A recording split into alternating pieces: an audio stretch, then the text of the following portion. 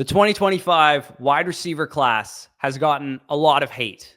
We're going to do a little bit of damage control here, talk about what about this class we like, some of the top guys, some of the middle tier guys. Going to be a fun conversation. We're going to go really in depth, film notes and everything that we break down in our draft guide, just like we did for the running backs about a week ago. We're going to do for the wide receivers in this video. And then tomorrow, I will have a video breaking down wide receivers to target and avoid, going over the more analytical side of these guys. So, Danny, let's get things kicked off. We have two guys that stand kind of head and shoulders above the rest of this wide receiver class. The one issue is one of them might play defense, but let's talk about Tet McMillan first, because he is the guy that we can both kind of agree whether or not Hunter plays defense. It would be a conversation because I have Tet 1, even if Hunter were to play offense. You do have Hunter over McMillan, but let's talk about Arizona wide receiver tetairoa McMillan, 6'5", 212 pounds, 22 years old on draft night. He is very clearly, given that size profile, going to be very good at the catch point, which is what we both noticed on film.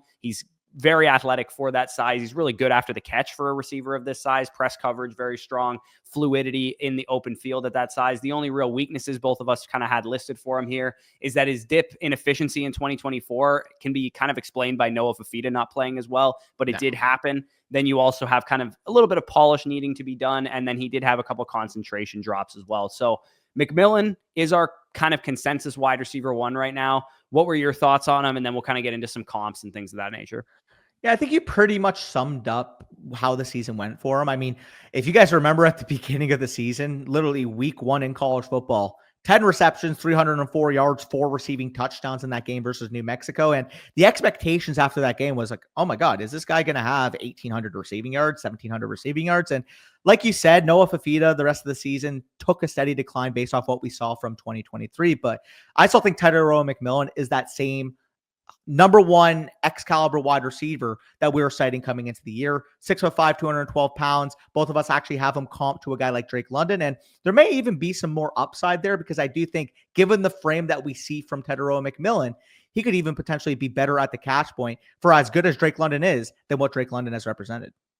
Yeah, I mean, 60% win rate on contested catches in 2024, 50% in 2023. Over that 2-year span, 35 of 64 on contested catches. You might be like, oh, 64 contested catch opportunities in 2 years? That's a lot. Can he separate? Well, here's the thing. If you watch the tape, you realize that Noah Fafita was just late throwing the ball on a lot of these plays and turned non-contested catches into contested catches as a result. Thankfully, McMillan can make contested catches, and it didn't really matter, but the same exact thing I've noticed with tetairoa McMillan in the media space, in the NFL draft space, is the same thing that happened to Drake London, which is this guy's big. He gets a lot of contested catches. Can he really separate at a high level? I've heard Matt Harmon talk about Tet McMillan's separation ability already, and notoriously, he was also high on Drake London's separation ability.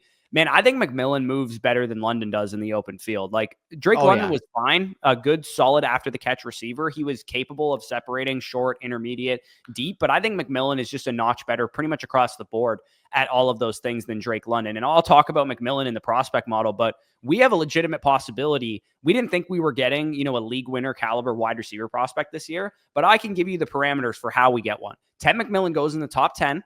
And he has at least a 7.5 RAS score, which is pretty much a lock considering he is already going to be like a 9 out of 9.5, 9.9 composite size grade within the RAS score. He runs a decent 40 and jumps well. He's going to have a chance to be on caliber, on par with CeeDee Lamb and Jamar Chase's prospect grades in the prospect model.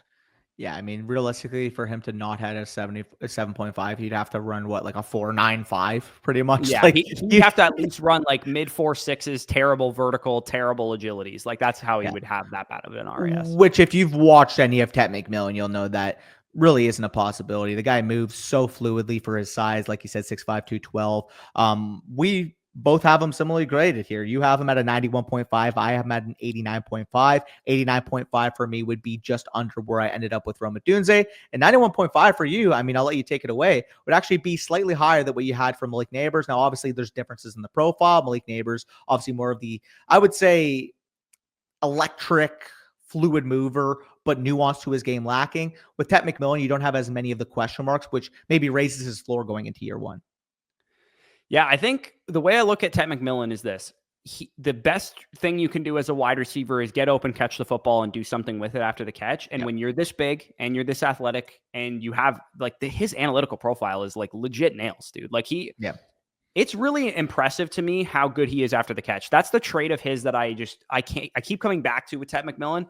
29 tackles avoided after the catch in 2024. For reference, only Luther Burden had a higher percentage. And if we'll talk about Burden in a second, but like they're not the same body type at all. You'd expect a guy like Burden, given the types of targets he was getting as well, versus the types of targets, 14.5 average depth of target for McMillan. It's really hard to avoid that many tackles when you're like a primary downfield receiver. So the fact that he's this good separation wise, and again, he can polish some things. Hands are really solid. Athleticism really solid. Press coverage, I think he's the best one in this class, given the size profile that he has, the hand technique, the quick feet that show up when he's able to make people miss after the catch also show up at the line of scrimmage as well. There's very, very few holes in his game. I think part of me when I first watched him was like, okay, this guy's maybe not quite as good as the top three receivers in last year's class, Odunze, Neighbors, and Marvin Harrison. But every time I watched another game, every time I found out another kind of piece of his profile, I was like, not only is he maybe as good as some of these guys, he actually graded out better than Odunze and Neighbors for me. Yeah, again, slightly under Odunze for me personally. I just thought Odunze's polished, the route running ability coming out. I was a big fan of Rome Odunze. I mean, it's evidenced by the grade. It's more so just for me. Both those guys are freakish prospects, and both are well-deserving of top 10 level picks. And for tetairoa McMillan, we've seen him kind of falling in some mocks recently. Like sometimes we go 12 to Dallas, which if he fell 12 to Dallas, I think I might throw a pizza party at that point. If you guys were early on the channel, you'll remember my reaction to when the Cowboys got CeeDee Lamb. It might be that caliber of reaction if we got Ted McMillan falling out of the top 10. And in fact, a recent mock that I saw, I believe from Daniel Jeremiah, he fell to 19 to the Bucks.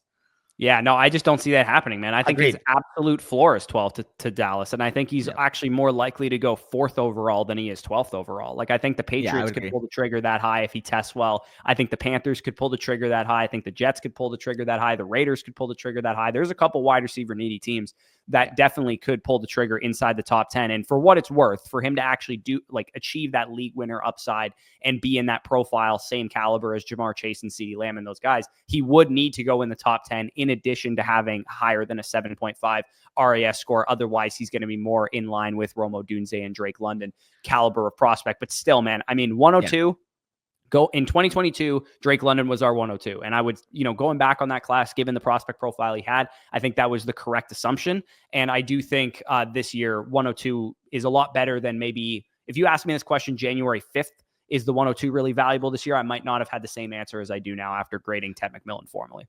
Yeah, 100%. Ted McMillan, as soon as he's drafted, assuming he gets that capital, I mean, the grade, obviously, like you said, on the prospect model is going to be very high. But just in terms of where he can find himself on the dynasty market, we've been talking to each other on this. Probably a top 24 to top 28 level startup pick. Again, that's going to be in the consensus top 10 to 12 dynasty wide receivers the moment he's drafted. Yeah, I mean, you could make the argument right now that, Marvin Harrison, for example, after the rookie season information that he had, you could maybe want to re-roll on Ted McMillan quickly. You could as good as Ladd McConkey was as a rookie, as good as Garrett Wilson is, as good as, AJ Brown is, some of these guys, Drake London, who we already talked about. You could make the argument for Ted McMillan over all or some of those guys for sure. And even in potentially the conversation with the Nico Collins, Brian Thomas type of territory of dynasty wide receiver rankings, I would definitely probably take those guys over Ted McMillan at this point in time, but he would probably be just right behind those guys, right in line really with where Drake London is. So do we want to move into dynasty or wide receiver 1B of this class / maybe he's cornerback 1 of this class? I think we have to talk about Travis Hunter. Full transparency. If this guy said tomorrow, hey, I will be playing full-time wide receiver at the next level, which again, people in the comments, oh, that's so unlikely to happen. He already reported as a cornerback combine. Guys, I know. It's more than likely he's going to play cornerback in the next level, probably 30 to 50% of the wide receiver snaps. I get that. But if he were to say tomorrow, I'm not playing cornerback anymore, I'm dedicating all my time to wide receiver, I'm going to go in the lab, work with receivers coaches, really develop the polish to my game, I think we're looking at a generational wide receiver prospect. I had a 92.5 grade on him. We both had him as a top 10 talent. And while his overall route tree this year, I would say, I mean, you're going to point to it in a second, that was the big difference in our grade, was the route running grade. It was a Mickey Mouse route tree. However, once you contextualize why he was using that capacity, playing 100% of the snaps on defense, just trying to get him the ball in space and use that natural fluidity, natural athleticism, I understand why Colorado deployed him on offense the way that they did. However, when you even watch the Mickey Mouse element to what he was running at Colorado, there's flashes of just the way he moves, the way he sets defenders up, the way he attacks his breaks. I'm telling you right now, if this guy played wide receiver full time and he lived up to his upside, I think we could be looking at an Odell Beckham Jr. level talent. Yeah, I mean, the strengths are obvious when you watch the film. He has elite hands, the best hands I've seen in years for a wide receiver. He has elite, and hands is like a ball skills in general, encompassing grade that also includes your body control, the ability to kind of work the sideline, contested catch ability. All of that stuff is encompassed in hands when I grade it. So for me, I look at everything that Travis Hunter does. It's probably because he plays defense that he has such a good understanding of leverage and a good understanding of how to attack the football and things of that nature. Like you mentioned already, he has a great separator ability in space off the charts. I have only ever given one other perfect football IQ grade to a receiver, and it was Devontae Smith coming out of Alabama when he won the Heisman Trophy. There's nothing that Travis Hunter doesn't do the little things well. Like you said, some of the weaknesses is that he is a little bit leaner. He doesn't have the best play strength right now. His route tree was a lot of simpler stuff, and a lot of his big plays, especially, were Shedeur Sanders scrambles a little bit. Travis Hunter athleting people down the field. Drill down the field, make a big play happen. And of course, the biggest weakness of all weaknesses is that we don't even know how much he's going to play offense in the NFL. But like you said, if we had any kind of confirmation whatsoever, he would be probably, I would imagine, the consensus 102 or 103 in this class, and we would both definitely take him that high as well. If I was the lucky NFL franchise that got to select him within the top 4 or 5 overall picks, I would literally tell him, as good as he is as a corner, I'm like, dude, you can be one of the 3 to 5 best guys on earth if you just play wide receiver. And I understand, like, people might say, well, why wouldn't you want to use that versatility if you can play on both sides? It's like, for me personally, if you get a special talent like that, I personally think the best route of action is to specialize. Yeah, I think so too. And I will say, like, when you think about him as a corner, having the ball skills that he has as a receiver might be more valuable on defense, if you think about it that way. Because if you're creating that many turnovers per season or whatever, it could be really valuable to his team in the NFL. Again, we don't know if he's going to play 100% corner, 100% wide receiver, 50-50 of each, 100% corner, 50% wide receiver. We have no idea. He probably would tell you himself that he wants to play 100 for both, but that's just not realistic in the NFL. Unless, I mean, his conditioning is clearly at an extremely high level because he did it in college, but it's probably unlikely that he's able to master both positions in the NFL. Otherwise, he's going to be a first ballot Hall of Famer. No doubt about it if he's able to do that. Just the way I look at it, if I'm a team picking in the top 5, especially if I have a young quarterback, looking at you Patriots, looking at you, I mean, I guess the other teams in the top 5 don't Jaguars really even too. Jaguars, right? Jaguars are at 5. Correction, I thought they were at 6. So 2 out of the 5 teams in the top 5. The other ones will need quarterback, so maybe you want to play them on defense. I get it, but if you have a Drake May or if you have a Trevor Lawrence entering the 2nd year of his contract and you want to get a true elite duo with him and Brian Thomas Jr., or for Drake May's perspective, an elite number 1 alpha wide receiver. Like I said, if he's specialized at wide receiver, I have a hard time not seeing him being a top 3 to 5 guy in the league.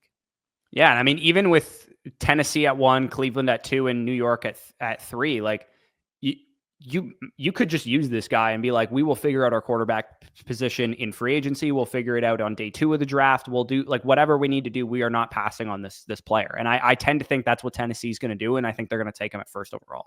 They should. Yeah. So we'll see what happens with Hunter. Again, he's the big wild card in this year's class at wide receiver. If he is in the class, it's almost like, when we're not expecting an extra 1st-round quarterback, like with Penix last year or Bo Nix last year, we got an extra 1st-round quarterback. It just made the class better. The same is true that if Hunter plays wide receiver enough, he'll just make the class better, and he'll make specifically the high-end picks in the class a lot better as well. So let's move into kind of like the tier 2 of wide receivers, or the tier kind of 1B almost of wide receivers, because I think with all 3 of these guys, we're probably expecting all 3 to go in the 1st round, or maybe the top 35 to 45 overall picks, give or take. So Emeka Egbuka is our consensus wide receiver 3 at this point in time, because I have a higher grade on Egbuka than you have on Burden, because you have Burden 3, I have Egbuka 3.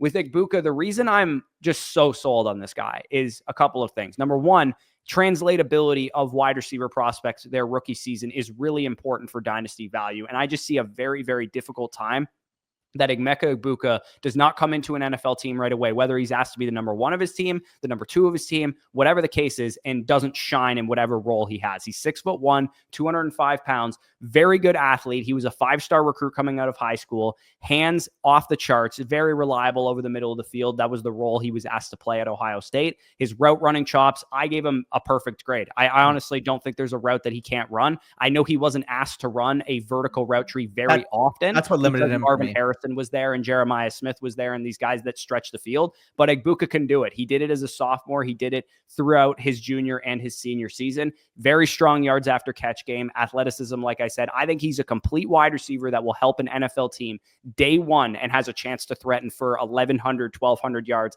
as a rookie. The weaknesses I have with Emeka Egbuka is that he dealt with a little bit of injuries, especially in 2023. He got alpha twice by Marvin Harrison Jr. and Jeremiah Smith. In his defense, those two could end up being the best wide receiver prospects of the last 20 years.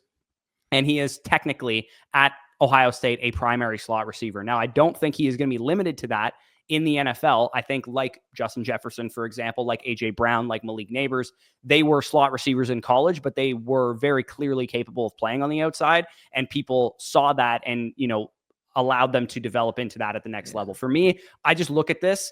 I don't want to miss on first round picks, and I just don't see a world where this guy misses. Yeah. And obviously the common comp that people are going to throw because they see the scarlet and gray and they think back of a couple years and they're going to say, oh, this is JSN all over again. And I do think in fairness to that comp, there are similarities.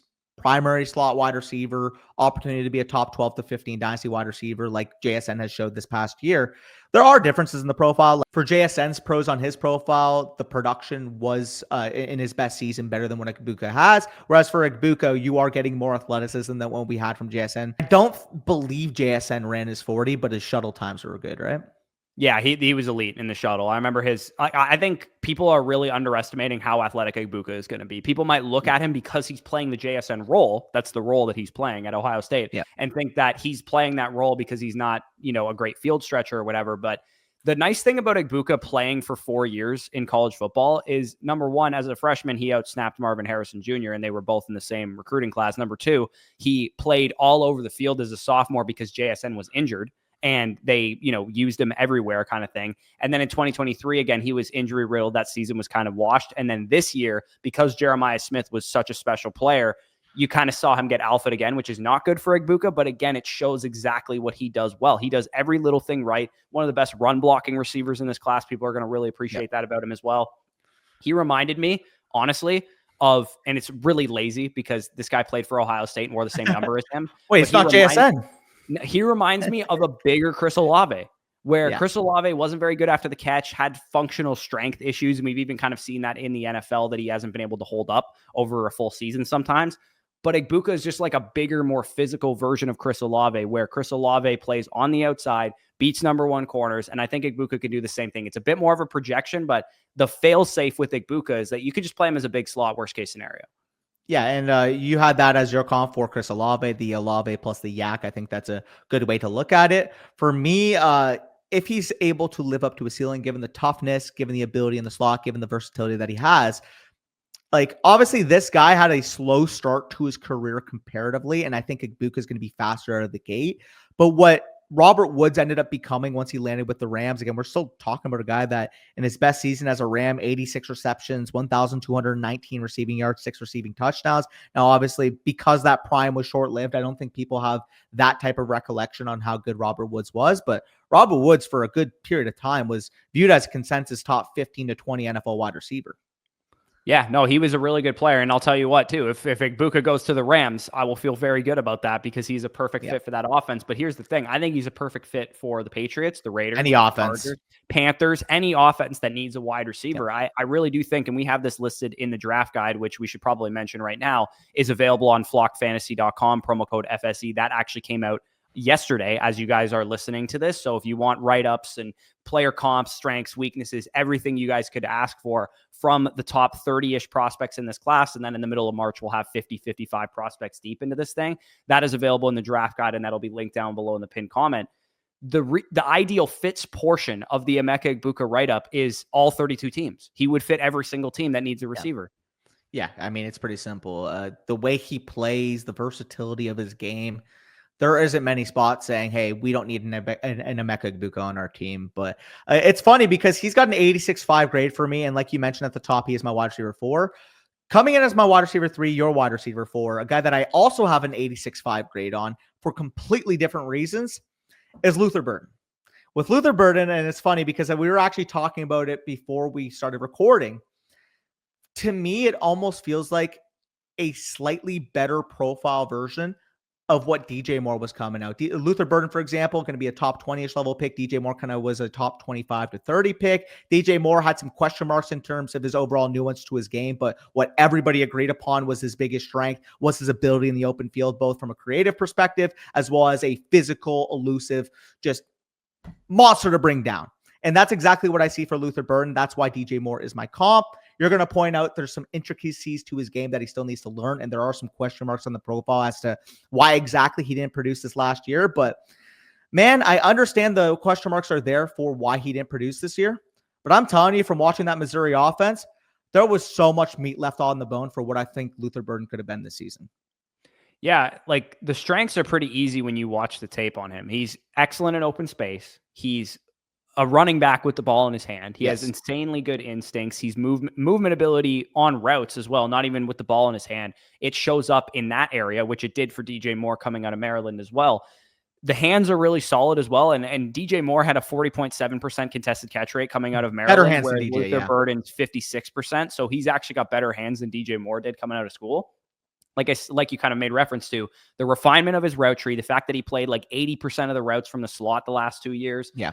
Press coverage, didn't really have a whole lot of experience with that. Like you kind of mentioned to, made a reference to as well, is the junior year production. The 2023 season, outstanding. Sophomore production, unbelievable. We thought he was on a Malik Neighbors path. Exactly. He had a good freshman season playing on the outside. Moved to the slot as a sophomore, had a monster year. Pretty much Malik Neighbors and Marvin Harrison were the only guys that were better than him in 2023 from like a production standpoint, Bolitnikov voting, that kind of stuff.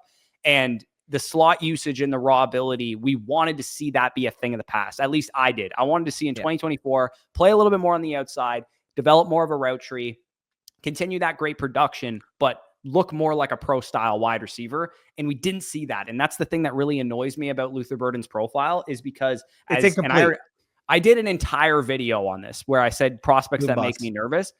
DJ Moore is the best case scenario, or one of the better case scenarios. 85th percentile outcome is where I'd put it for Burden. But his profile does resemble Laviska Shenault as well. And Laviska Shenault had a great sophomore year as a junior, didn't have that great of a season. Colorado's quarterback play was bad. We all made excuses for it as well. Both guys were slot receivers, played kind of like this wing back role that is very team specific in the NFL. Luther Burden is a great player, has an excellent profile, but he is very landing spot dependent, which is why I prefer Emeka Egbuka. And also, I do think it could take him a couple of weeks before he gets up to speed in the NFL. Like by week 11, week 12 of his rookie season, if Luther Burden is not playing at a high level, I would worry how the dynasty market is reacting. Whereas by week 11, week 12 for Emeka Egbuka, it wouldn't shock me. He was the best receiver on his team. Yeah, less question marks in that capacity. The big difference in our grades, because again, you guys will see this if you are over on Flock Fantasy, was the grades that we get for the downfield ability. Now, if you were to just look on surface level, I would agree with you that the downfield ability isn't quite developed yet. For me, the reason why I did boost that grade for him is that if I'm projecting him to the next level with how he will be used, the hands are, like we said, some of the strongest in this class. I would say Tet McMillan up there with like Luther Burden at the catch point, body control wise, fluidity wise. He's not quite Travis Hunter, but he's up there in my opinion with Tet McMillan. Translating that to the next level, once he's actually tasked with running vertical routes down the field, because of that competitive nature working at the catch point, I do think that's a part of his game that's going to be better at the next level than what we saw this year. That's why I boosted that grade in that capacity. Yeah, I for what it's worth, the downfield ability grade is largely influenced by what it says in the prospect model. And in the prospect model, it says that he's not a 3-level threat because 73% of his targets came on non-screens, which is a really bad percentage. You want to be like 90, 95, 100% on most of the time. You don't want a lot of your targets coming from screens. And he had a lot of his come from screens. He played over 60% of his routes in college from the slot, and it was actually 80% in both of his last 2 seasons. because he played on the outside as a freshman and he actually started on the outside, and his average depth of target was 9.1 yards, which you lose a percentage for being under 10. So Yeah, he has questions about his there's ability to warts. play on the outside full time, run downfield routes, beat press coverage against press man corners. Like, there is question marks about that stuff, and it inflated his profile. And there's got to be something that reins prospects like these in. Otherwise, every time we have Laviska Shenault or Rondale Moore or Malachi Corley or somebody that just gets a lot of targets, doesn't matter where they come from, we just look at the target share, we look at the production, and we're like, we're in. And that's sometimes not always the case. Now, I think, full disclosure, Luther Burden has better film than Shenault had coming out. I think he actually has worse film than DJ Moore had coming out, though. See, I don't necessarily know. Like, again, I wasn't studying grading prospects at that time in 2018, so I can't say a confirmation whether he would have or would not have been over DJ Moore. But judging from the grade I have, 86.5, I mean, that would be up there with where I had Brian Thomas Jr. last year. So, like, I have a high regard for Luther Burden, and I understand the warts in the profile would lean him to maybe not looking like that downfield wide receiver, but I think context is key here, and I think you put him in a smart offensive mind, a smart system, you put him to the Rams, I think we're going to start to see Luther Burden's game expand in that type of spot. I mean, we mentioned if Miami feels like they want to move on from Tyreek Hill after the season, they draft Luther Burden. I think that would be a great fit. Really, there's a lot of teams in that 10 to 20 range that I think make a ton of sense for Burden. I don't disagree. I'm more worried about what happens if he doesn't go to a great fit than what happens if he does. Because I'll be on board with you as well. He goes to the Rams, I'll be like, oh yeah, I'm all in. We did a mock draft the other day with landing spots where he went to the Rams, and I thought he would fall to me. I thought he would fall before you did, because I'm like, if he goes to the Rams, like, every good part of Luther Burden's profile is going to come out. But if he doesn't go to the Rams and he goes to some team that doesn't know how to use him, then I would be worried about him. But like the Commanders, the Rams, the Broncos, some of those teams that could use a number 2, especially instead of like a prototypical X style number 1 receiver, he might not be ready to do that yet. Short term, number 2 receiver, long term, maybe number 1 receiver, I think would be the best case scenario for what Luther Burden can bring to the table. So let's move into the last guy that's in this tier, a guy that I don't know if a lot of people would say he's quite on the level of some of these guys, but most NFL draft analysts seem to think he is. And I've actually seen, after watching the tape, I see plenty of draft analysts say that Matthew Golden of Texas is maybe even better than Luther Burden, or maybe even better than Emeka Egbuka. And the separation ability is the hallmark trait here. You watch this guy run routes, full 3-level route running ability. He's a hands catcher. He's very natural hands. Technician, downfield usage, yards after catch ability.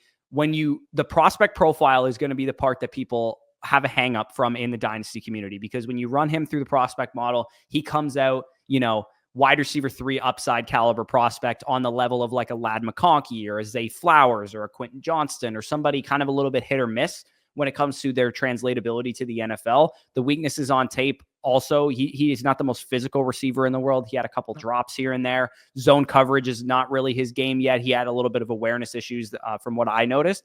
But from week 7, week 8, week 9, week 10 of the college football season onward, this guy's pacing a 1,300-yard, 9-touchdown season, alphaing Isaiah Bond, taking a team that was a college football playoff team to the next level in the passing game. And that's what Matthew Golden brought to the table. He's got average size. He's 6 foot, 195 pounds, but there's a reason people are calling him Stephon Diggs, or my comp for him is like a bigger Jordan Addison. Like, he can run routes at an extremely high level at all 3 levels of the field. Yeah, and you mentioned Egbuka being the best route runner in this class. For my money, it's Matthew Golden. And the way I explain it, so we each watched, 5 games on Matthew Golden. There's probably about 3 to 5 instances in each game where he's wide open 15 yards down the field running a dig, and Quinn Ewers just completely misses him, or Quinn Ewers doesn't even get to him. Like, to contextualize how productive he was down the stretch of the year, and there was just so many more missed opportunities for him to potentially even add to that production. I mean, that's the story with Texas wide receivers. Xavier Worthy last year, Adonai Mitchell last year as well. We're going to talk about Isaiah Bond in the just missed the cut tier later on, but man, Texas not getting the most production out of their wide receivers. Pencil it in every single year. If Ohio State and Alabama can run through wide receivers, and LSU can run through wide receivers and get the most production from them, they go to Texas, that's where their production is going to scale back. Because with Matthew Golden, I mean, you mentioned the Stephon Diggs comp. Comp is literally Stephon Diggs light. And with Matthew Golden, the reason why I do think he's the best route runner in this class is that there's evidence of winning on all 3 levels. Now, obviously, I think Egbuka is a very strong route runner, but we didn't necessarily see it on all 3 levels like we did with Matthew Golden, in my opinion. with Matthew Golden, I mean, the reason why I got to the Stephon Diggs comp, because initially I want to say, okay, I see a little bit of Lockett working down the field. I see a little bit of Jordan Addison, but there's a certain flair, there's a certain flashiness that Golden has to his game. I can't get Stephon Diggs out of my mind. Yeah, and I've described him as this before already. He's the Lad McConkey of this class, where you just can't appreciate the prospect profile until you watch the film on him. And with Golden, he played 2 years at the University of Houston, was kind of banged up in 2023, comes to Texas in 2024, not a full-time starter for those cakewalk games. Like, we'll talk about Trey Harris in a second, but those games against Furman and all those bad schools or whatever is when he really padded his stats, whereas Matthew Golden wasn't even on the field yet for Texas, and they were blowing the doors off of some of those teams, and he could have been a lot more productive in totality this season had he been a full-time starter at the time. So with Matthew Golden, it's, you got to piecemeal this prospect profile just like we had to do with McConkey last year. But there's a reason that we hit on McConkey and a lot of people missed on McConkey is we were watching the film on McConkey and we're like, this guy just knows how to run pretty much all of the routes, especially on like a short to intermediate area. And then people were calling him, he's slow wide receiver who can't, get downfield. And we're like, no, he's a really good athlete too. And then he ran a 4.39 at the combine. So it's amazing what actually watching the tape, contextualizing the numbers can do. And I think Golden is that guy this year. Yeah, I completely agree. When you first told me, because initially, obviously, you adjusted Burden's grade a little bit. When you first told me, you're like, I have Golden over Burden, my reaction was like, wait, what? Like, his tape is definitely better than Burden's. 100%, just more so from the grade. I'm like, wait, what? Like, and then when I watched the film, I'm like, oh, okay, like, fair enough. Yeah, now, I tweeted it when I finished Golden's tape. I was like, all right, NFL draft community, I get it. Like, because at first people were like, as a Texas fan, I was like, okay, Golden had some good games, Arizona State, Georgia, some of those games or whatever. But I'm like, come on now. Is he better than Egbuka and Luther Burden? Probably not. And then when I saw people start ranking him over him and, putting him in the 20s and mock drafts or whatever. Number 12 to the Cowboys. I'm like, wait, what? I saw one mock. It was like 12 to the Cowboys. I'm like, wait, what? This is like a second or third rounder. And then I watched him. I'm like, 12, little steep. You're telling me they traded down, picked him at like 22 overall. I think his profile really resembles, not from a production standpoint, just more so from a grade standpoint, to what we were kind of saying about that 2022 wide receiver class, where right in a row we saw QJ, Zay Flowers, JSN, Jordan Addison all go across the board. I mean, your comp is literally Jordan Addison. That's about the bucket I would see him. I think late first round is the honey spot for him. Yeah, that was a 23 wide receiver class. But 23, sorry, correction, my bad. That's the 22 by accident. For sure. We can move into the next tier of wide receivers because these are the guys that really are going to make or break this class, I would imagine. So the guys that we talked about already are probably round 2 rookie picks. Yeah, I would say the first round rookie pick guys are the ones that we talked about. Maybe Golden slides into the second round, but for the most part, I would say all those guys will go in the first round. And, the top 4 guys, probably the top like 7 or 8 picks, depending on if Hunter plays wide receiver or not. These guys, Alec Iomanor, Jaden Higgins, Jalen Royals, Trey Harris, and Jack Besh. We'll talk about Iomanor first. They all just kind of have strengths and weaknesses. And can you live with one thing or live without the other thing? With Alec Iomanor, his strengths are he has size, he's physical, he can beat man coverage, good athleticism, very tough, downfield ability, also one of the best blocking receivers in the class. His weaknesses, body control, ball tracking ability. He's not the greatest after the catch. I think he can give you something, but he's not like explosive or anything like that. Zone coverage awareness, also a little bit worrisome. And the biggest weakness on his profile is the fact that he has 900 receiving yards the last 2 years. He doesn't really have one great season. But when you contextualize, again, similar to what I said with Matthew Golden, that Stanford passed the ball for 2,300 yards this year, and he had a 30% market share, 35% market share across the board. Those numbers suddenly look a little bit better. And I called him the Colston Loveland of the wide receiver class for a reason. So with Iomanor, it's can we get the good traits out of him? Because unlike Luther Burden, all of his targets were earned. He did not get any screen passes, no Mickey Mouse stuff. Big boy routes. And beat a man coverage defender pretty much every time he got the ball. Yeah, and I think I was a little bit higher on his route running comparatively to you because I factored that in. I'm like, dude, there are no gimmies. There are no layups in this profile. So while the production isn't there, that 400 yards that he missed out on running screens and running fucking drags, you add that to this profile, and you're like, oh, no, he had 1,300 yards this year. It makes more sense when you contextualize it in that capacity. On top of that, I believe you mentioned this before, but Torres ACL as a true freshman, came back as a true sophomore, had 1,000 yards this year, down year, but Stanford wasn't really that good. My comp for him was Chris Godwin, and funny enough, your comp for him was a guy that was your darling last year with Jalen Coker. Yeah, so for what it's worth, when I talk about him in the prospect model, the comp for the prospect model is also Chris Godwin. Yeah. The Godwin comparison really comes from the fact that you got this like big physical Tough middle of the field receiver. Yeah, bully ball style wide receiver that both played on the outside in college, but actually project better as big slots in the NFL. And that's exactly what I think Io Manor can do. My initial comp too for Io Manor was like one of these Rams receivers that we've seen, whether it's like a Puka Nacua or Robert Woods or a Cooper Kupp or somebody like that, because they just do the things that Rams receiving. They do the dirty work. Yeah, they do the dirty work. Everything that you would love to see from a receiver prospect is what these guys do. And I think with that offense becoming more widespread around the NFL, you talk about like Liam Cohen going to the Jaguars, you talk about some of these Rams assistants kind of getting peppered around the league. You could definitely see a lot more teams invest in a receiver with this archetype. Yeah, sorry, you just pointed that in my head, dude. Thinking about Io Manor as Liam Cohen's Chris Godwin. And they move off of Christian Kirk within the next couple of years, I believe. Does he have an out on his contract this year for like a big time dead money saving? I don't know if they're going to. It would probably happen before free agency if they were going to do it. Maybe he's on the trade. Like they wanted to trade him, it sounds like, at the deadline potentially last year, and then he got hurt. So, I mean, if you got Io Manor coming in and replacing Christian Kirk's role and his production, that would make a ton of sense too. Yeah, I mean, I've seen some buzz on Parker Washington, like, oh, he could play that role. He was decent down the stretch, but you're telling me you're in the second round and you have Io Manor staring you in the face. I don't know how you don't take him there if you're the Jaguars, personally. Yeah, no, and like Cohen's one of like 7 or 8 different Sean McVay disciples throughout the league too. Like the Vikings could use a guy like this. There's tons of teams. The Packers could use a guy like this. There's dudes that all run the same scheme, same offense, same kind of versatility role that they're looking for, and Io Manor would fit a lot of those. So I do think a lot of these teams would make sense for him. For example, one of the fits that I actually really like for him too is the Lions staff going over to New York could use a number 2 receiver to go along with Garrett Wilson. And Io Manor does the dirty work of like a Tim Patrick or somebody like that, and you could kind of use him in that type of offense. The Broncos love size at their receiver core. You could use him as a big slot in Denver for Bo Nix. Like there's a lot of different avenues and outs to Io Manor being a good fit for a lot of different NFL teams. So yeah, he needs to work. Testing will be big for him too. Let's see how fast he runs, let's see how high he jumps, that kind of thing. But I think he's just a rock solid number 2 receiver.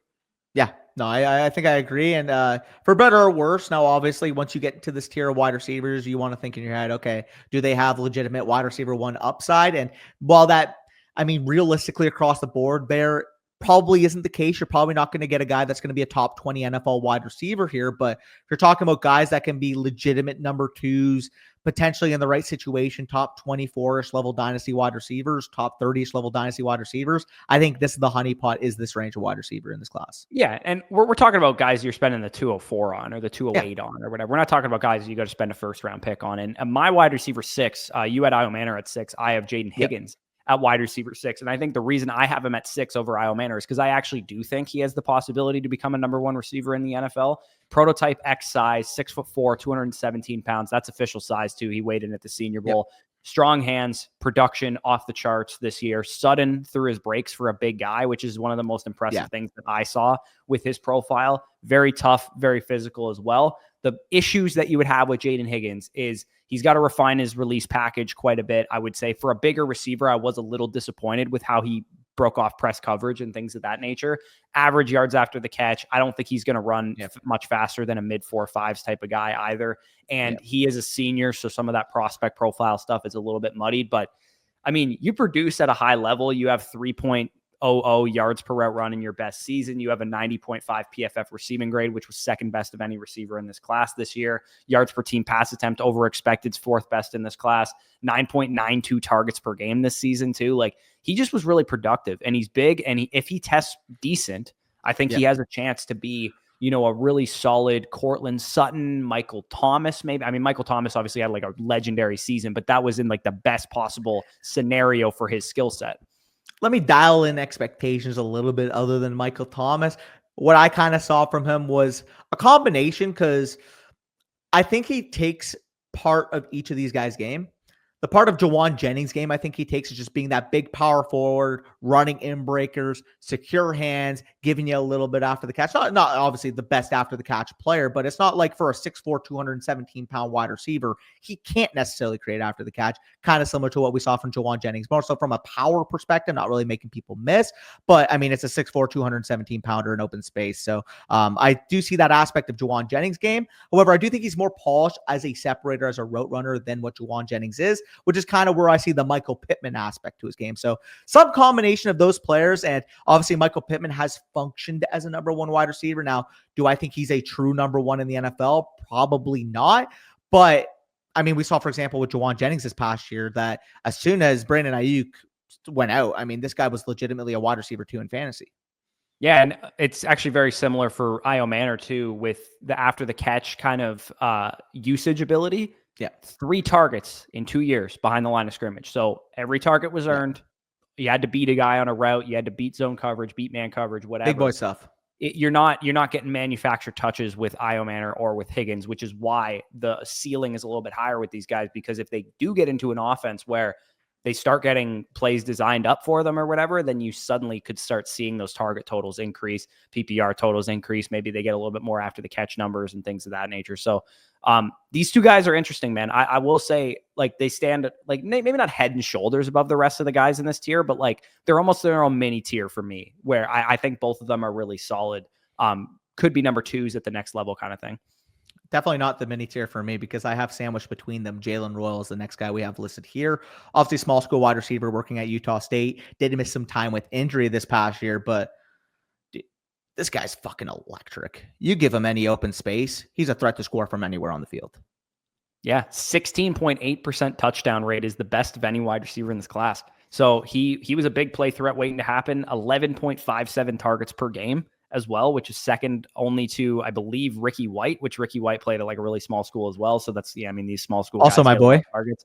119.9 yards per game this year. He only played, I think, 8 or 9 games in 2024 because he ended up dealing with an injury or something. But he's really good in contested catch situations. I thought he was an underrated route runner as well for a small school guy. Yards after catch ability is probably his best trait, or very close to his best trait. Athleticism, good production. The weaknesses that you have here is with good production comes context that it was at Utah State, small school type of stuff there. I think the press coverage releases were not really, he didn't play against press coverage virtually ever, to be honest. Yeah. And then you don't want him on the line of scrimmage from year one. No. Inconsistent, game to game as far as like his PFF receiving grades and some of the efficiency marks. Like generally he was a heavily involved receiver from like a target standpoint, yardage standpoint, but he like some games he took over and some games he was kind of just like the guy that they went to. And he also suffered a foot injury in 2024 that ended his season as well. So Jalen Royal's definitely an interesting guy. My comp for him was like a bigger Jaden Reed. And if you guys remember, I was also very high on Jaden Reed coming out of Michigan State as well, because I watched the film with this guy and I'm like, I think he kind of does a lot of things really well. And I actually just thought about this, but it makes sense why I'm higher on Jalen Royals than you, because obviously I have him as my wide receiver 7, you have him as your wide receiver 9, because I'm also higher on Luther Burden than you. And to me, Jalen Royals is like the discount Luther Burden in this class, where it's like, if you miss out on Luther Burden in the mid first, obviously I don't think Jalen Royals is Luther Burden the prospect, but he's a good dart throw to have in that mid to late second portion if you want that type of upside, because they have a lot of similarities for how they win. Yeah, exactly. They're the type of guy, like Burden's going to be probably a late first round pick in the NFL draft, whereas Royals probably gets lucky to be a second rounder. He'll probably be a third rounder most likely. Maybe if he tests well, he'll sneak into the second round or whatever. But yeah, that's kind of why I comped him to Jaden Reed, is that Jaden Reed tested pretty well, had good film. People started to catch up on him. And then by the time the draft came around, he ended up being a second round pick. And I think Jalen Royals is kind of the same way, where it's like, you have the 211 or the 209 or something of your rookie draft, and you want to get a stab at a wide receiver who's got some upside to be like a top 36 guy in PPR points per game as soon as his rookie season, because he was very productive the last 2 years at Utah State. Jaden Reed was literally a league winner down the stretch his rookie year. Yeah. No, for sure. So Jalen Royals, very interesting. You mentioned that you viewed a slight mini tier between A.O. Manor, Higgins versus the other guys. For me personally, I wouldn't view it as that, because I actually have Royals sandwiched between them. But is Harris both of our wide receiver 9s then? No, I have him at 8. I have him ahead of Royals. Okay. So the reason I have him ahead of Royals is this.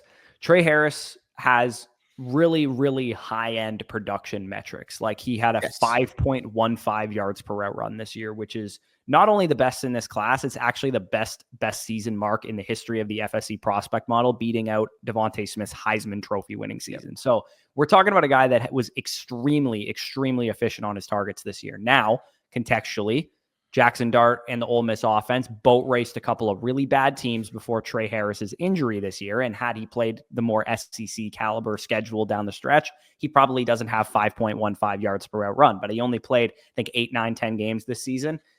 But that being said, he still did it. He still had that production, and he has size. He had those high-end metrics. He's good after the catch.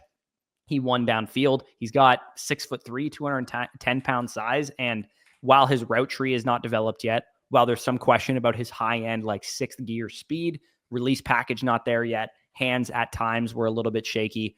This is a fun dart throw for an NFL team to try and develop into a future X receiver, or maybe they wanted to play him in the slot or whatever. My comp for him was Keon Coleman, because Keon Coleman was kind of similar from that perspective, where you saw on film and in the production why Keon Coleman could be a hit at the NFL level. But you also saw on film and in the production why Keon Coleman might not be a hit at the NFL level. So Trey Harris is kind of one of these like boomer bust guys that, because he plays in the SEC and he had good production, I'm inclined to take the swing on him. But there is definitely warts on his film for sure. Yeah, so the receiver that I actually comped him to, if I read you out his true sophomore season, you would think, oh my God, like, makes sense. Very productive receiver. 89 receptions, 1,454 receiving yards, 10 receiving touchdowns in 14 games. The biggest question mark that the receiver that I'm pointing out had was the route running nuance that he had and some athletic limitations. However, the team that he got drafted by in the second round had one of the best wide receivers of all time playing that X wide receiver spot and made his transition to play that slot wide receiver position easy. I'm talking about Juju Smith-Schuster. I think if anybody's going to be the Juju Smith-Schuster from this class, Trey Harris has a lot of similarities, and it's not just that number 9 in the front of the fucking jersey.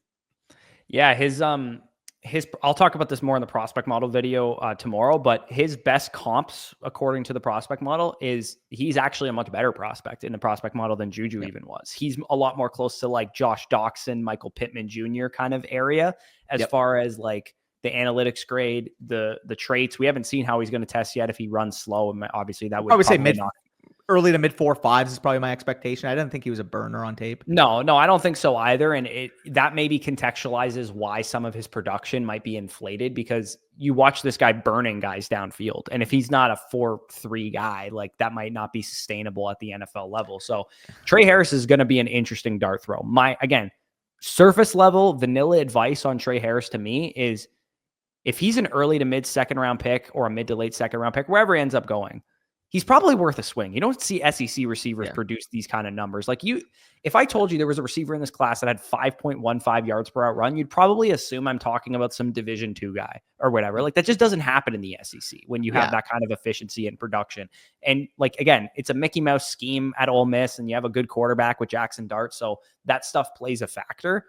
But Devontae Smith never did that. Jamar Chase never put up 5.15 yards per out run. All these great receivers in the SEC never even got close to this number. Yeah, no, it's actually an insane number. And I mean, people might say, think of like current day Juju as it being a negative. I mean, Juju had 1,400 yards and 7 touchdowns in the NFL. Now, obviously, it kind of looks in retrospect like a one-hit wonder year, but at the same time, I mean, Harris lands in the right spot with a true developed number 1 wide receiver that can take that outside attention. I think he's a day 1 slot. Yeah, and he ought a lot better at the catch point this year. He only had a 35.7% contested catch rate, 10 of 28 on contested catch opportunities in 2023. And then this year, 8 of 13 and a 61.5% clip. So he really improved in that area. Had I wrote up his report last year, I would have said this guy just has horrible hands. But he looked like Keon Coleman this year. Like Keon Coleman had excellent hands coming out of Florida State last year, and he looked a lot more like that. And he has the size to be better at the catch point. So that definitely makes some sense. Let's close out our top 10 here, and then we'll give off our honorable mentions. We do have Jack Besh of Texas Christian University. Good player. Yeah. 6'2", 215 pounds. Both of us see him very similarly. He's this big slot, wide receiver 2, best case scenario. Rams prototype. We have the exact same grade on him. What he does well is honestly kind of a lot of what Io Manor does well too, except he actually kind of played this role a little bit more in college than Io Manor did, who played more of X receiver. More of a projection for Io Manor for sure. Yeah. Toughness, strong hands, yards after catch ability, reliable, smart player, good route runner, not a great route runner, not an electric athlete. Burst is kind of average, long speed kind of average, scheme specific player. We talked about that kind of Rams scheme that we're talking about with Io Manor would also be a good fit for Besh as well. Production profile, there's positives to it, but it's generally negative across the board because he's like a fifth-year player. He's going to be 23 midway through his rookie season. But one of the positives is as a freshman at LSU, as a 3-star recruit versus both 4-star recruits, he outproduced Brian Thomas and Malik Neighbors. Yeah. I think that's something that kind of goes under the radar because obviously people are like, well, that was before they broke out. It's like, still though, we saw what both those guys became at the next level, and Jack Besh outproduced them. Now, obviously, talking today, Malik Neighbors, Brian Thomas Jr., light years ahead of where Jack Besh is currently at, but it just kind of goes to show you he lands in the right spot. There's not really anything on the field he doesn't do at an adequate to well level. Like, does he have elite speed? Does he have elite deep ability? Is he the best route runner in this class? No. But every single portion of his game, you can't find a glaring weakness other than maybe just functional athleticism. Yeah, and here's the best way to describe him too. You know how like with quarterbacks, vanilla ice cream. Yeah, the best way to describe is, you know, with quarterbacks like Tua and Brock Purdy and Jimmy Garoppolo, guys that like rank top of the league EPA per play because they just do everything they're supposed to do. He's like that for the wide receiver position. He led this class in EPA per target, positive play rate, according to Sports Info Solutions, second in this class. He just did what he was asked to do, basically, for the most part. He only dropped the ball 4 times in his entire career. Contested catch rate, 65% as well. So he's got I would say if he has one trait that's like really good about him, he has like extremely good hands. That would be his best trait for sure. And those type of wide receivers, you get him in like a Rams style scheme, they can be very productive, man. Like, I don't think Puka Nacua is an exceptional athlete. I don't think Puka Nacua is, I mean, he's developed into a better route runner and he's developed into some other things, but if he didn't go to the Rams, we might not be talking about him the same way that we're talking about Puka Nacua right now. And Jack Besh, if you want to replace Cooper Kupp with this dude, it's going to be a perfect fit. It's going to be seamless, dude. Like, real talk, at this point in Cooper Kupp's career, with how he moved this year, with like keeping the injuries in mind, I think Besh would be an upgrade over what Cooper Kupp was this year. Yeah, assuming he can come into the NFL and play, you know, right away. And of course, Besh also has like the story that I'm sure is going to get him drafted quite high to. His older brother Tiger, I believe, was killed in the Louisiana New Year's Day attack or whatever. And he had a great moment at the Senior Bowl where he ended up scoring the game-winning touchdown and stuff. And I'm sure the Super Bowl he got announced as well. I'm sure he's a great kid. Like, I can't imagine that NFL teams are not going to push their grades up on his like character and his football intelligence and stuff like that for that reason, because of the story that he brings to the table and, you know, the player that he is. And it shows up on the tape too. Like, he knows exactly what he's doing most plays. Yeah. Just and I hate to put this stereotype out there, but like, he's just a smart, gritty, fundamental football player. First one there, last one out, lunch pail kind of guy. He'll do the dirty all the work. Stupid prototypes for every, like, you know where this guy would get mocked a million times if Tom Brady was still in New England. He'd be a Patriot in every single mock draft. Josh McDaniels is salivating at the opportunity to add Jack Beck. I can tell you that right now. Good landing spot for him. I'm not gonna lie. Very good one. Very good one. Yeah. So let's close out the top 12-ish of this area. Full disclosure. Skinny speed guys. Yeah. Skinny speed guys. There's full disclosure. We haven't like graded every single receiver in this class. No. Version 2 of the draft guide will be out in mid-March, and we'll have more guys in that version. As of now, these are kind of like our 11, 12, just missed the cut from the 10, but we might have guys that we haven't watched yet, like Jalen Knoll or somebody Ricky like White. That, Savion Williams, somebody later on that we feel really good about. Isaiah Bond of Texas, extremely good mover. Honestly, best 10 plays you cut up of Isaiah Bond, he looks like the next Jalen Waddle. Worst 10 plays of Isaiah Bond look like Hardman. Like, that's what you're getting with a player like this. Very inexperienced, very raw, very young still, but he needs a lot of development. And then Tez Johnson, people might be screaming at us for not talking about him in the top 10. He weighs 5 pounds more than I weigh. That's a problem. That is a problem. If you guys don't know this about me, I would pass away on an NFL field if I had to take hits from linebackers, safeties. Oh, buddy. I would die on an NFL field. So the fact that this guy is that small, I get he was very productive. His profile is decent, but that is extremely small, man. 156 pounds for a receiver. Like you go, oh, what about Tank Dell? What about Devontae Smith? What about Jordan Addison? Like that, we're talking 10, 15 pounds on what Tez Johnson is. If I ran an Oklahoma drill against Tez Johnson, I fear I would send him to Narnia. Yeah, like this is not NFL size, man. Like there's a reason Tutu Atwell didn't hit in the NFL. Like he actually, for what it's worth, was a better prospect than Tez Johnson as far as like his production profile and things of that nature. It's like when you're this size, and I also know for a fact Tez Johnson is a very good worker and all this stuff because he has a great story as well. I believe like Bo Nix's parents like adopted him or something like that. And he, clawed and scratched his way out of Troy, I believe he went to before Oregon, and he's been really productive the last couple of years. Again, I don't like betting against this dude, but from how likely is this guy to be a fantasy superstar? I think it's extremely unlikely. I think he'll stick around in the league and probably be a decent like fourth receiver for a team, maybe a third receiver for a team. I don't see it very likely that this guy's a PPR wide receiver 2 at any point in his career. That's kind of where I'm at with him as well. I think he's a good functional football player that will have utility in the NFL. But I think it's more so going to look like a Jamison Crowder than it's going to look like what Tank Dell was last year. And Tank Dell's going to be the comp that everybody has. Smaller wide receiver, 5'9", $165. Tank Dell. I honestly think I saw a lot more Jamison Crowder to his game. And I don't think that's a negative. Again, if you're getting not for fantasy per se, but from an NFL real life perspective, if you're getting a young 23-year-old Jamison Crowder like wide receiver in the fringe top 100/4th round area, I think that's a very functional pick.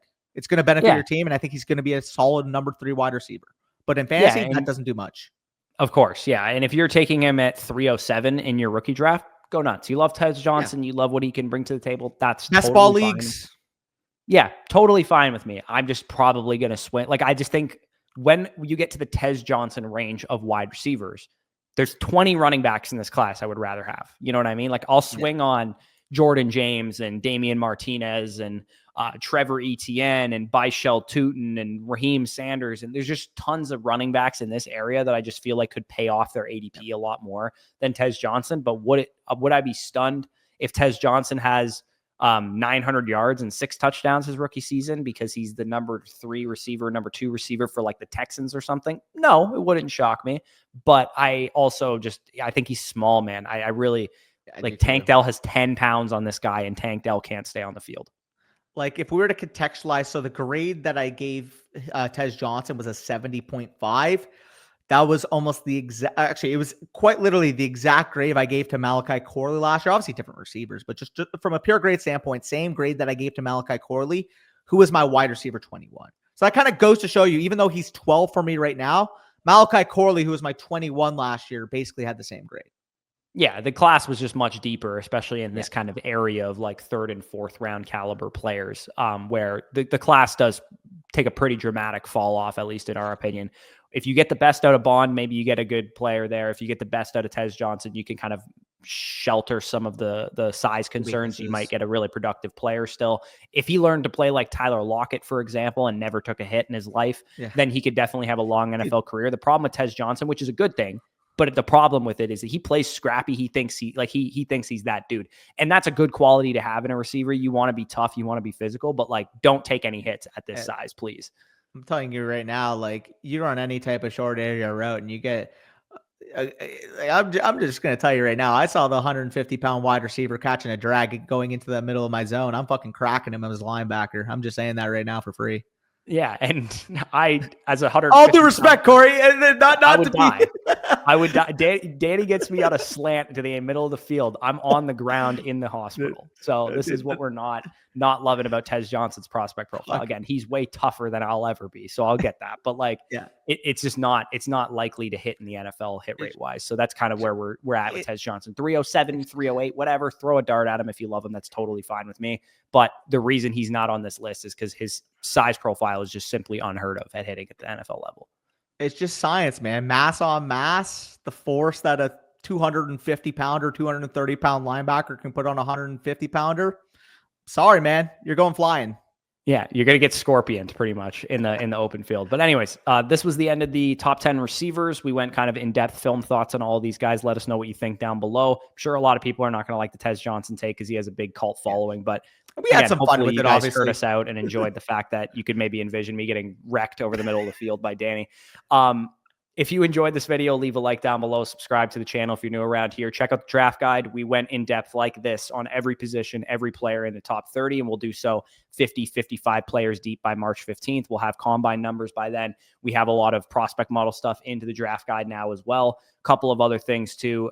Make sure to tune into tomorrow's video, wide receivers to target and avoid, breaking down that prospect model stuff. I'll be doing that solo tomorrow. And make sure to check out the running back stuff. We did running backs to target and avoid last week, running back rankings last week as well. So if you're curious on the running back class, that's where you can find it. But yeah, flockfantasy.com, promo code FSE is how you can get the draft guide. That'll be linked down below in the pinned comment. Annual subscribers get a free team review and a free buy, sell, hold report voucher.